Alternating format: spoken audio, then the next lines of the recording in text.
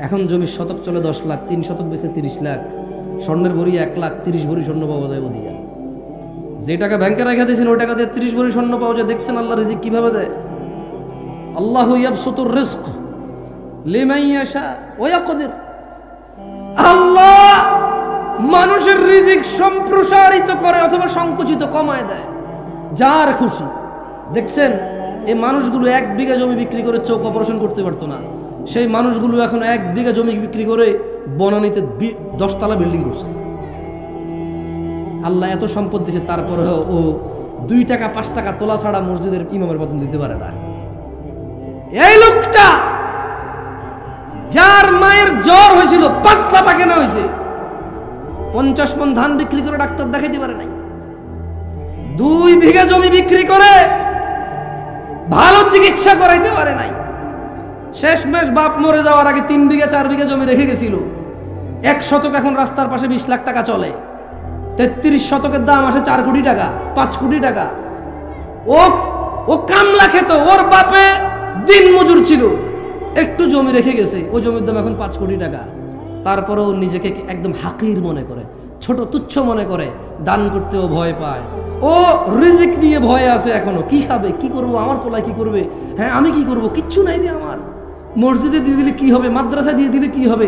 হুজুররা হুজুর ভাড়া করে নিয়ে আসে, হুজুররা হুজুর হায়ার করে নিয়ে আসে, তারপরে বলে মারহাবা মারহাবা মাবুদ। উত্তর পাড়ার আব্দুল জলিল মিয়া 10,000 টাকা দিয়েছে মাবুদ। তার বাপে জুয়াড়ি ছিল, বেনামাজি ছিল, যত কিছুই ছিল, 10,000 টাকার বিনিময়ে তুমি তারে জান্নাত দিয়া দাও। বেনামাজি হয়ে মরে গেলে, বেঈমান হয়ে মরে গেলে 10,000 টাকার বিনিময়ে কি আল্লাহকে জান্নাত দিয়ে দিবে? এরকম নাকি আল্লাহ বলছে? বেঈমান হয়ে মরে গেলে, মুশরিক হয়ে মরে গেলে, ঈমান ত্যাগ করে মরে গেলে, আল্লাহ দ্রোহিতা করে মরে গেলে ওর ছেলে নাকি 10,000 টাকা দিলে ও নাকি জান্নাতে যাওয়ার দোয়া করা যাবে? ও বেঈমান হয়ে মরলে নাকি? হ্যাঁ, কিছুই তো ছিল না আপনাদের। কি ছিল বলেন? 5 বিঘা জমিতে কয় মণ ধান পেতেন? 10 বিঘা জমিতে কয় মণ ধান পেতেন? আর এই যে ছোট ভাই, তোমার বয়স 25 বছর, R15, হ্যাঁ, তারপরে যে কি কয় FZS নিয়ে যে বুম বুম বুম করো। তোমার দাদা ছিল ফকিরের মতো, ভাত খেতে ভাত পাইতো না, 5 বিঘা জমি ছিল, 10 মণ ধান হইতো না, 1 খন্দ হইতো জমি, 2 খন্দ পানিতে ডুবে থাকতো তোমাদের এলাকা। অথবা মরুভূমি ছিল, পানি ছিল না, উঁচু এলাকা। এরকমই বাংলাদেশ ছিল। 30-40 বছর আগের কথা বলছি, বেশি দিন আগের না। 1 খন্দ জমি পেত, ধানের পাশে যে ঘাসের বিচি, ওই ঘাসের গোটা তুলে এনে জাউ রান্না করে খাইতো। অনেক পয়সাওয়ালা হয়ে গেছো না, তাফাল্লিং করে বেড়াও। শুধু 1 শতক জমি 15 লাখ টাকা হওয়ার কারণে তোমার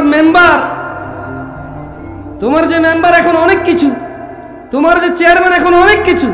ওর বাপ দাদার কি ছিল আমরা জানি না। ও কত বড় পয়সাওয়ালা, 10 তলা বিল্ডিং তোলে, মসজিদে এসে 2 লাখ টাকা দান করে। ও কি ব্যবসা করে? ওর বাপে কোন চেরাগ রেখে গেছে আলাদিনের ওর জন্য? হ্যাঁ, ইত্তাকুল্লাহ ইয়া নাস, মানুষ আল্লাহকে ভয় করো। এই যেই বিঘা জমি 20,000 টাকা বিক্রি হতো না, সেই বিঘা জমি আল্লাহ এখন 4 কোটি টাকা সমমূল্য করে দিয়েছে। তবু তুমি 1 শতক জমি মসজিদ মাদ্রাসায় দান করতে রাজি নও। অথচ তোমার এই 1 শতক জমির দাম 2,000 টাকা ছিল না, 2,000। এখন থেকে 20 বছর আগে তোমার এই 1 শতক জমির দাম 1 লাখ টাকা ছিল না। আজকে যে 1 শতক জমি 20 লাখ অনেক প্রিয় হয়ে গেছে, ওখান থেকে অর্ধেক দিয়ে দিল। তোমার বাপের যা ছিল তোমার এখন বেশি থাকবে। তবুও তুমি একটা ওয়াজ মাহফিল করতে 10 টাকা 20 টাকা দিতে ভয় পাও। মনে হয় যেন হুজুরদের ঠেকা, এদেশে ইমাম মুয়াজ্জিনদের ঠেকা, এদেশে মর্যাদা মাদ্রাসা মসজিদ কমিটিদের ঠেকা। তোমার জন্য লোক ভাড়া করে নিয়ে এসে তোমার বাপের ইমান ছাড়া মরে যাক, জান্নাতে ঢুকাই দেওয়ার পরে তুমি 200 টাকা দান করবার মার হাবা করে ছিল দেব, ঠিক কিনা? এইভাবে সাক্ষী মাক্ষী নিয়ে তোমার থেকে 200 টাকা নিতে হবে। দিবা আল্লাহকে তারিফ শুনতে যাও আমার মুখে, দূর দূরান্ত থেকে নিয়ে এসে। হ্যাঁ, এলাকার কেউ তো তোমার তারিফ করবে না, এই জন্য দূরে থেকে আমার নিয়ে আসো, দান করে তারিফ শোনাও, মার হাবা শোনাও। এলাকার চেনে তো তোমার 10,000 না 2 লাখ টাকা দিল সুনাম করবে না, চেনে তোমারে। যদিও সত্যবাদী হয়, কেমন আমরা তো চিনি না, করে যাই। যাও, যেহেতু চিনি না করে গেলাম, তোমার সুনাম, তুমি অনেক ভালো মানুষ, আমরাই খারাপ। আমরা হুজুরের সামান্য কটা টাকার জন্য ওয়াজ করতে এসে তোমার সুনাম করি, আমরাই খারাপ। যাও, দোষ নিজের উপরে নিলাম, তুমি পবিত্র।